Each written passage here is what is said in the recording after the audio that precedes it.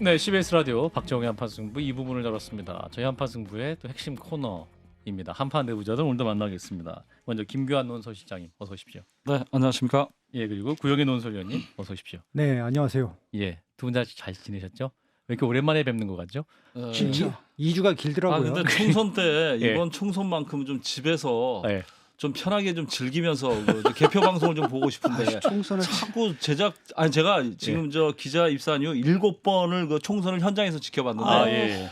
이제 정년퇴직 몇 달 안 두고 이번만큼은 정말 마지막 총선을 집에서 즐기면서 보자 그러는데 유종의 미를 그렇게 마지막까지. 안 될 것 같아서 좀 유감입니다. 어쨌거나 좀 총선을 즐기면서 보다니 의도의 경지에 도달하신 분이야. 좀 이렇게 개표 초연하게 방송을 이렇게 좀 보면서 4월 10일 개표 방송 미리 예고해 주셨어요. 7월 예. 아이군요. 4월 10일 날 예. 7시 30분부터 두 분을 또 만날 수 아. 있어요. 김삼배 혼자 나오는 것 같은데. 아닙니다. 구영희 논설위도 같이 나오실 거예요. 여기서 딱 박아버렸습니다. 저도 집에서 보려고요. 아닙니다. 두 분 같이 고급 분석을 9시까지 함께 오늘 하시는 집처럼 꾸며놓 올게요. 아니요, 도망가신다.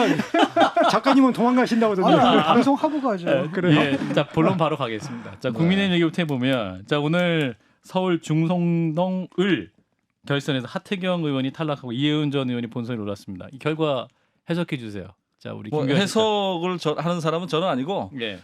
어떻게 해서 이런 결과가 나왔고 지금 그 막후에서 좀 무슨 일이 벌어지고 있는가 무슨 일이 벌어지고 그런 있습니까? 뒷얘기를 전해드릴게요. 뭐 예. 언론에 다 내용은 제가 얘기하는 건 의미가 없잖아요. 저는 예. 원래 앞 얘기 아니라 뒷 얘기 전문이니까. 예. 그 중성동을에 예. 하태경, 이해운, 이영, 전현직 의원 세 분이 붙고 또 성북을에 박용진, 정봉주, 이승훈 씨 세 분이 나왔잖아요. 이 두 곳을 제가 선정해서 온 이유는 그 시스템 공천이라고도 서로 그 여야가 자랑을 하는데 그렇죠. 시스템 공천의 폐해가 아주 집약된 곳이에요. 아. 제가 설명해 드릴게요. 예. 자, 중성동을 얘기를 해 드릴게요. 국민의힘 공천.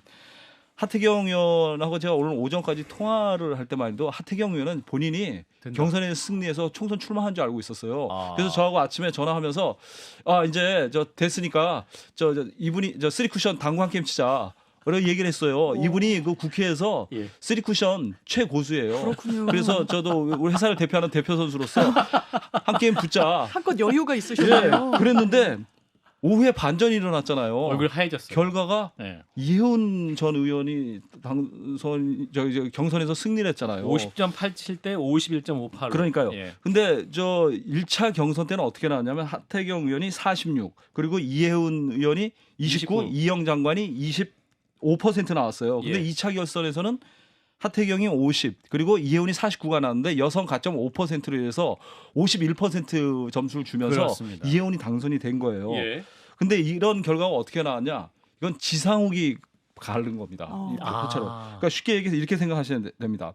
하태경 의원을 밀어준 조직은 그 친이상욱 조직이 지원을 한 것이고 이해운 전 의원은 최창식 전 중구청장을 중심으로 한 반지상욱 조직이 지원을 한 거예요. 아. 그리고 이영 장관은 김행 전 그 여가부 장관 후보자 이분이 약간 지원을 좀 해줬었어요. 아. 그렇게 뭐 세력은 강하지 않지만 어쨌거나 그랬습니다. 예. 근데 이제 지상욱 의원이 거기 당협위원장인데 불출마 선언을 했잖아요. 그렇죠. 근데 이분이 당협 지역위원장을 할 때 이렇게 평가가 엇갈렸어요. 그러니까 아. 뭐냐면 조직 관리가 이분이 국힘 지역위원장을 하면서 시군 기초의원 선거를 할 때 민주당 출신을 막 이렇게 임명을 하고 막 그러면서 논란이 많았어요. 통합 행보가 아니었다. 네. 그래가지고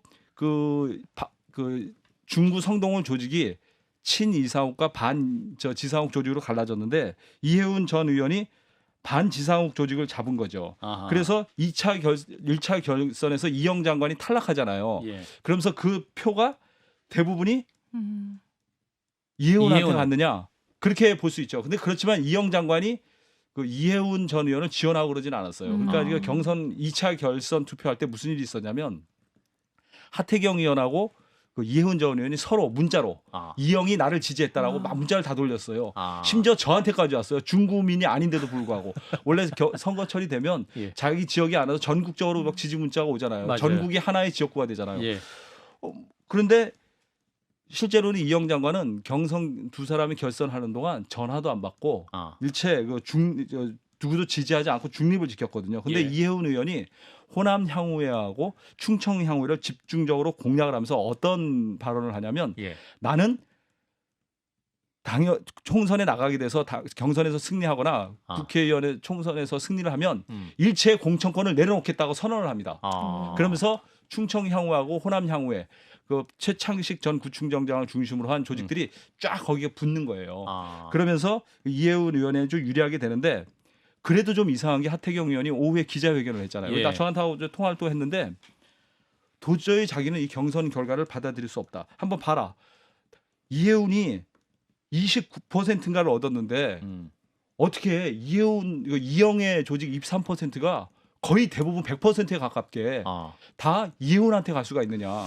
29가 어떻게 49가 되냐? 그렇죠. 그걸 자기는 과학적으로 이해할 수가 선거 없다. 공학적으로 아하. 현실적으로 납득이 가지 않는다. 그래서 한동훈 비대위원장한테 로우 데이터를 달라. 원 데이터를 공개하라고 요구를 했죠. 예. 그러니까 하태경 의원 입장에서는 뭐 제기할 수 있는 합리적인 의심이죠. 근데 이제 이런 거를 요구를 해도 원 데이터를 안 됩니까? 공개한 적은 한 번도 없어요. 아. 근데 이제 이해운 의원이 이제 승리한 요인은 뭐였냐면 그 선거 막판에 단톡방에 뭐라고 올리냐면 그 지지자들 그 단톡방 한 500여 명 있는 방에다가 하태경은 북한 추종자다. 윤석열 대통령을 흔드는 사람이다. 이러면서 윤석열 대통령과 손잡고 있는 사진을 딱 올립니다. 아. 그러면서 그 사실의 근간. 네. 예. 아, 그럼요. 예. 그런 것들이 이제 보수 당원을 결집했다라고 현장에서 이제 그 해석들을 하는데 예. 근데 여기서 제가 얘기하고 싶은 건 뭐냐면 누구를 지지하고 이런 이합 집산을 얘기하려는 것이 아니라 예. 시스템 공천 그 1000명 경선 샘플의 문제점을 얘기하는 거예요. 아. 자, 서울에서는 수도권에서는 어떻게 해요? 당원 20%, 일반 국민 80%잖아요. 예. 그런데 일반 국민 80%를 순수한 일반 국민으로 볼 수 있느냐라는 거죠. 예를 들어서 낮에 전화 이렇게 받을 수 있는 사람이 누가 있어요. 아. 그러니까 실제로 일반 국민 80%라는 사람들도 실제로는 여론조사에 준비된 조직화된 사람들이라는 거죠. 그러니까 전화 받을 사람들만 받는다는 거죠. 그러니까 엄밀히 얘기하면 작전 세력일 수도 있다는 그런 가설이 성립이 되는 거죠. 그 여야마다 다 공이 그건 공이 공이 적용될 수 해당이 있는 되는 거죠. 예. 그런데 뭐냐면 지역 같은 영남 텃밭 같은 경우는 당원 50%, 국민 50%인데 거기는 또 이상해요. 거기는 당원을 50% 해버리면 영남 텃밭에서 현역들이 일방적으로 유리하잖아요. 그렇죠. 왜냐하면 조직 관리를 계속 해왔고 예, 시군 의원들 다 장악하고 있으니까. 예. 그러니까 울산 중구의 그 박성민 의원이 이번에 경선에서 승리를 했잖아요. 예. 그냥 결선 안 가고 승리했잖아요. 그러니까 이분이 52%를 얻었거든요. 그 경쟁자였던 정연국 청와대 대변인이 25%, 예. 김종윤 비서관이 한 23%를 이 데이터까지 이거 공개해도 되나? 예. 뭐 확실한 거니까. 예. 뭐 어차피 제가 당에서 공개한 게 아니라 제가 취재한 거니까. 예. 그런데 이 많은 당원들이 대부분 전화도 한 번 못 받고 예. 이 경선이 진행됐다고 문제 제기하는 사람들이 많아요. 그러니까 오히려 영남 텃밭에서는 당원들의 비중을 줄이는 게 더 맞죠. 그러니까 이런 시스템 공천이 허점이 너무 많은 거죠. 결국은 그 시스템 공천이라고 하지만 얼마든지 일반 국민들을 그 선거에 경선에 참여한 사람들이 조직화할 수 있는 그런 여지가 남아 있다는 거죠. 예, 이 시스템 공천이라는 게 참 어렵네요. 자, 더불어민주당도 이제 박용진 의원이 현역 의원으로서 탈락의 고배를 마셨는데, 자, 구용인 논설위원은 어떻게 보셨습니까? 이 서울 강북을. 글쎄요, 뭐 박용진 의원에 대해서 사실은 이제 여러 사람이 네. 몇 사람들은 박용진 의원이 이제 탈락을 하면 예, 또 정몽주 그 예비 후보가 상당히 이제 비호감이 높지 않습니까? 예. 그래서 이제 수도권이 뭐 7, 8석 정도 날아갈 거다 아, 이렇게 예상하는 사람도 있었는데 수도권에 영향을 미칠 것이다. 이 예, 부분이. 그렇게 예상했던 사람들이 예, 있었죠. 예. 근데 저는 이번 그 민주당하고 이 공천 과정을 보면서 예, 물론 주류 언론에서 이게 뭐 이재명의 사당화다 이렇게 비판하는 구석도 있고 그런 부분에 대한 여지도 있다고 봅니다. 근데 저는 이번에 그 민주당에서 그 야당에서 한 공천은 노무현 문재인의 빌부터 살던 정치 세력의 교체라고 봅니다. 예, 저 지금 이렇게 나온 것은 단순히 이게 개딸들이 5,000명, 뭐 3,000명이 개딸이 있어가지고 팬덤이 있다. 그래가지고 현역들을 이렇게 많이 떨어뜨렸다고 하는데 지금 그 제가 보기에는 심층에는 분노가 있어요. 심판에 대한 분노가 있습니다. 민주당 지지층 내. 야당뿐만 아니라 일반 국민들도 국민들은. 상당히 예. 있어요. 근데 네. 언론들이 그걸 포착을 못하는 거죠. 주목을 하지 않거나. 예, 그게 분노가 뭐냐면은 특히 지금 윤석열 정부를 심판해야 된다는 그 분노 화가 굉장히 있습니다. 이렇게 해가지고 3년을 더 갈 것이냐. 그리고 야당으로 좁혀볼 것 같으면 지난 그 정권에서 이런 식으로 이렇게 오늘까지 유래된 거 이런 거에 대한 책임을 물어야 된다. 그거에 대한 또 화가 있어요. 예. 또 도대체 그 사람들은 싸웠냐? 왜 싸우지 않는 거냐? 예. 이거에 대한 그 분노가 집착이 돼가지고 이번에 저는 그 야당에서 공천이 이렇게 됐다고 봐요. 그래서 사실은 이게 일반적인 과정이었다면 사실 오늘 박용진 의원이 이렇게 최종 탈락하면서 수도권 7세에 날아가야 돼요. 근데 지금 박용진 용진자도 얘기하는 사람이 없어요. 지금 어떻게 보면 굉장히 그 야당에 있어서는 저는 판이 예. 구조가 마치 그 동교동계가 노무현 정권이면서 열린우리당으로 가는 거 있잖아요. 예. 그만큼의 비견되는 판이 변하고 있다고 봐요. 이번 공천이. 예. 근데 이런 부분에 대해서 어떤 알겠습니다. 그 주류 언론들이 지적하지 않는 부분에 대해서 그래서 이번 선거는 어느 것을 볼 게 아니라 굉장히 지금 민심이 분노가 있고 화가 있고 심판을 해야 된다는 것이 강하기 때문에 이 부분에 대해서 그 주목하지 않는다면 이번 선거의 어떤 맥을 짚을 수 있는 상당히 어렵지 않나 이렇게 생각이 근데 듭니다. 박용진 의원은 처음부터 본인은 그 자기가 10% 그 저 감점 그걸 하위 받고도 10%. 이길 수 있다라고 예. 생각을 하신 것 같아요. 페널티를 받고도. 그런데 사실상 그 민주당의 10% 20%그 페널티는 예. 정말 사망 선고나 다름없는 아하. 정말 이거는 사실 그 자의적으로 얼마든지 적용할 수 있는 어떻게 생각하면 이번 총선에서 마지막이 돼야 할 제도라고 생각을 합니다. 왜냐하면 자 민주당의 그 페널티 기준이 얼마나 가혹하냐? 가혹하기보다 그 앞뒤가 안 맞고 모순이 있냐면 자 전략 공천을 한번 예를 들어 볼게요. 자 그 민주당에서 그 기동민 의원이 끝내 결국은 컷오프 됐잖아요. 네, 사실상. 네, 그게 뭐냐면은 원래는 본인이 법원에서도 공천 심사에 다 소명이 됐는데 예. 나중에 무슨 기준을 들이대냐면 당에서 본인이 혐의를 인정한 것은 새로운 거니까 적용한다. 그래서 컷오프 시켰습니다. 홍영표 의원도 컷오프 됐는데 기준을 공개하지 않으니까 재심 요청을 했는데 그 공개 기준도 기각을 해버립니다. 그리고 민주당이 전략 공천을 한 그 50여 곳까지 할 수 있어요. 30%니까. 예. 그러면 이 전략 공천이라는 것은 상대 후보를 봐면서 구도를 봐가면서 해야 되는데 민주당의 이 전략 공천이 뭐가 문제냐면 배제, 컷오프 시킬 사람들을 먼저 다 정해놓고 그 다음에 갑니다. 이건 순서가 잘못된 거예요. 그러니까 이번에 민주당 스스로 시스템 공천이라고 얘기하는데 10%, 20% 페널티 규정이라든가 전략 공천 기준이 정말 전에 있었던 그 총선 공천하고는 다른 정말 어떻게 보면 그 친명 공천, 사천야 얘기할 수 있는 여지를 제공하는 정말 그 자의적인 공천 기준이에요. 근데 주영희 주영희 논설위원의 말을 들으면 아찔하거든요. 어떻게 저런 생각을 할 수가 있을까? 지금 이게 주류 언론이라고 그랬는데 그 주류 언론은 한겨레하고 경향도 들어가요. 이 사람들이 지금 여기도 문제가 있다고 얘기를 하고 있거든요. 국민의 여론을 봐도 이게 민주당 공천에 문제가 있다는 여론들은 분명히 확인이 됐는데 노무현 문재인의 빌붙어 있던 사람들을 정리한다? 이게 지금 그 친명들이 그 비명 학살을 하면서 내세웠던 논리거든요. 항상 작가님은 그렇게 이분법적으로 하는데 제가 얘기하는 것은 이재명 사당화라는 측면이 없다는 얘기가 아니에요. 근데 그것만으로 이번 지금 이 민심 이 공천을 갖다가 예. 해석을 하면 오류가 있다는 거죠. 그걸 저의 주장을 하는 것이고 제가 볼 때는 지금 어떻게 보면 그 야당은 지금 홍수가 흘러가듯이 하고 있는 거예요. 그래서 예. 아까 우리 김 선배가 얘기하면 개별적으로 보면 문제점을 지적할 수 있어요. 그게 예. 완벽하지는 않아요. 문제가 있어요, 다. 저도 솔직히 말해서 박용진 저 정도면 국회의원 해야 되는 거 아니야? 그런 거 아니야? 이런 생각을 가지고 있는 거예요. 예. 있지만은 지금 굉장히 그 윤석열 정부의 어떤 이 압박적 그 예. 정부 운영이 되면서 이거에 대한 문제 의식들이 더 많은 거예요. 그래서 이번에도 보지만 민주당이 물론 시스템으로 했지만은 제가 뭐 민주당을 구체적으로는 잘 모릅니다. 제가 뭐 예. 구체적으로 아는 사람도 없지만 그 국민 경선을 할 때 이런 굉장히 많은 사람이 참여를 했어요. 그래서 서대문갑의 그 청년 후보인가? 네. 저는 뭐 이름도 모르겠는데 무려 70%가 참여를 했다는 거예요. 그 권리당원들의. 그래서 서버가 다운되기까지 했는데 굉장히 다운. 그러면 그 사람들이 왜 그렇게 했냐는 거죠. 이게 단순히 개딸이 5,000명이 3,000명이 움직여가지고 이 작업을 해서 이렇게 한 문제가 아니라는 얘기예요. 지금 민주당 국회의원들이 과거에 어떤 3선 4선 하시면서 하시는 분들이 도대체 뭐 했냐 당신들이.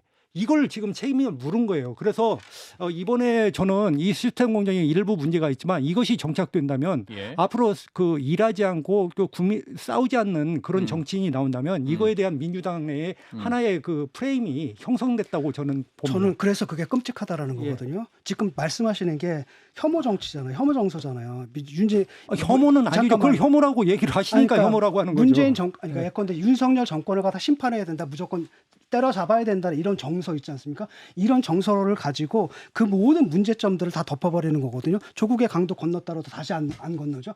모든 게 용서되는 분위기예요. 그다음에 이게 유일한 기준이 되고. 그런데 그게 지금 그게 민주당의 정상적인 절차로 지금 시스템으로 정착이 됐을 때 저는 그것이 갖고 있는 그 결과를 갖다 후과를 굉장히 끔찍하게 여기는 겁니다. 이제부터가 문제다. 그러니까 그 전에 노무현의 문재인의 알겠습니다. 민주당이 아니다라는 거예요. 여기까지 하시고요. 자, 그러니까 파시스트 정당이라고 보거든요. 여기까지. 그건. 자, 그러니까 이렇게 봐요. 아니, 저는 그런 문제점이 있는데 지금 작가님은 너무 앞서서 가서 그걸 파시스트라고 얘기하면 우리가 뭐 얘기를 할 수가 없는 거죠. 아니 저도 그 아니, 문제점이 생길 수 있다는 데는 동의를 해요. 아니, 그러니까 파시스트- 하지만 그걸 이런 파시스트라고 논쟁 가서 좋습니다. 예, 결론을 잠깐, 지어버리면 쉽게 대화가 말하면 안 되잖아요. 생각해 보십시오. 대화를 못하게 하는 거 그쪽이지 않습니까? 예컨대 민주당 내에서 이견 있는 사람 다 잘라냈잖아요. 근데 민주당 내에서 밖에서, 이런 의견은 있는 것 같아요. 그러니까 당원이 200만으로 대단히 파시스트 폭증했다는 거예요. 그리고 이 두 당원들이 분은 가만히 엄청 계시고. 예, 장 변호사님. 효능감을 이야기한다라고 하더라고요. 내가 직접 참여하고 막 당내에 경선했을 때 투표도 하고. 근데 이게 과연 장점만 있느냐? 단점에 대한 우려도 진 교수님 짚어주신 대로 있고.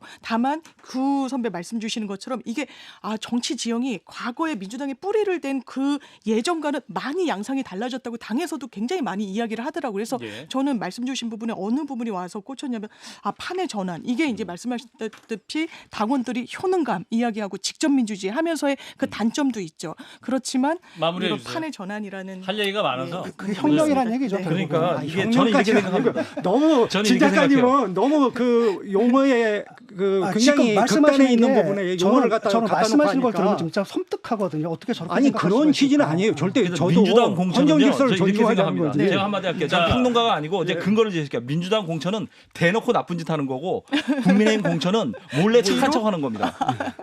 예. 왜 그러냐면요. 둘다 보세요. 똑같네요. 국민의힘 얘기를 하나만 해드릴게요. 네, 네, 네. 자, 짧게 해주세요. 예. 이른바 이거 찐윤, 친윤들, 용핵관들은 다 어디 갔어요? 양지에 갔잖아요. 예. 그리고 영희 민재들 다 험지에 갔습니다. 그리고 국민의힘 공천을 보면요. 그 3선 이상 중진 컷오프는 딱 한 명밖에 없어요. 네. 김영선 의원 하나밖에 없어요. 창원 의창인가. 예. 그리고 대부분 그 중진들을 갖다가 무리하게 재배치를 합니다. 뭐 부천에 뭐 박성중 의원을 보낸다든가 유경준 의원을 갖다 부평에 보내고 조혜진, 김혜영을 보내가지고 선거운동도 제대로 못 하고 있잖아요. 이런 선거 공학적으로 효율성 없는 공천을 하면서 자기네들은 눈 가리고 아웅하면서 물갈이 잘했다고 얘기하는데 이런 국민의힘 공천도 정말 시스템의 공천이고 정치 공학적으로 효율적인 선거인지는 한번 두고 봐야죠. 저는 자. 이런 근거를 제시하는 거예요. 자, 우리 김기현 실장에게 들어간 짤막한 질문. 도태우 후보 공천은 어떻게 될까요? 국힘 비대위 이제 공관이 넘겨졌는데. 그 결론을 오늘 낼 줄 알았는데 아마 내일로 넘어가는 것 같아요. 오늘 그 도태우 후보한테 예. 좀 소명을 하라고 전달을 한 걸로 알고 아마 입장문을 냈는지 모르겠는데 아마 다시 사과하지 않았을까 다시 생각하게 사과한 것 되고 같아요. 그리고 그 수도권에 모 의원을 그 공천 취소한다는 얘기가 한때 돌았어요. 예. 그 개인 사생활 문제로. 근데 그 부분이 논의가 됐는지 모르겠는데 아마 소명이 됐다는 걸로 알고 있어요. 서울의 아주 중요한 지역구인데 예. 그분이 소명이 된 걸로 알고 있습니다. 알겠습니다. 자, 그리고 오늘 또 구형의 논설 중에 준비한 이종섭 전 국방부 장관 이야기인데 이제 주 호주대사 내정과 출금지 논란이 뜨거웠습니다. 이제 호주로 간 상황인데 이 과정에서 어떤 문제가 가장 큰 것으로 보셨는지. 이제 뭐 뉴스 보도가 많이 됐고 또 이제 MBC가 단독 보도가 나오니까 참 기자로서 새로운 것을 가져와야 되는데 그렇지 못한 부분이 있어가지고 좀 저도 나와서 이제 무슨 얘기를 할까 했는데 예. 사실은 지금 박정원 대령이 극심한 스트레스에 쌓여 있어요. 박정원 왜냐하면 대령이. 그 이종섭 그 장관이 장관. 그 호주 대사로 가면서 음. 정말 이럴 수가 있느냐. 아, 지금 한국 군인의 대령이면 중추 아닙니까? 예. 군에서. 예. 근데 그 대령은 현재 재판을 받고 있어요. 그 음. 재판도 올해 끝난다는 지금 보장이 없어요. 왜냐하면 군 사법 그 재판부가 예. 거의 뭐 한 달 반, 두 달 반에 한 번 기일을 잡아요. 그래서 이게 증인이 있는데 그 항명 사건 사실은 쟁점은 간단하거든요. 예. 근데 이게 빨리 끝날 생각이 없는 것 같아요. 그래서 현재 지금 박정원 대령이 굉장히 입술도 부르트고 굉장한 스트레스에 쌓여 있어서 사실은 심리 치료를 좀 더 강화하고 있는 그런 상태입니다. 아하. 근데 저는 이제 이 사건을 보면서 사실은 이종섭 장관은 직권남용의 핵심 피의자예요. 예. 그리고 범죄 혐의가 확인되면 이제 주범이 되는 거죠. 예. 근데 이 직권남용에서 이종섭을 빼면 성립이 안 되는 거예요. 왜냐하면 직권을 가진 사람이 유일하게 이종섭이에요. 아. 이종섭이 직권이 있어야 직권남용이 되는 거예요. 예. 다른 사람은 다 소용이 없어요. 그러니까 뭐 그 밑에 있는 신범철 차관이다, 뭐 임종득이다, 누구다 이런 사람들은 직권이 없는 거예요. 그러니까 직권남용죄 이런 분들은 만약에 직권남용죄가 확인이 된다면 공범이 되는 거죠. 이 사람들은.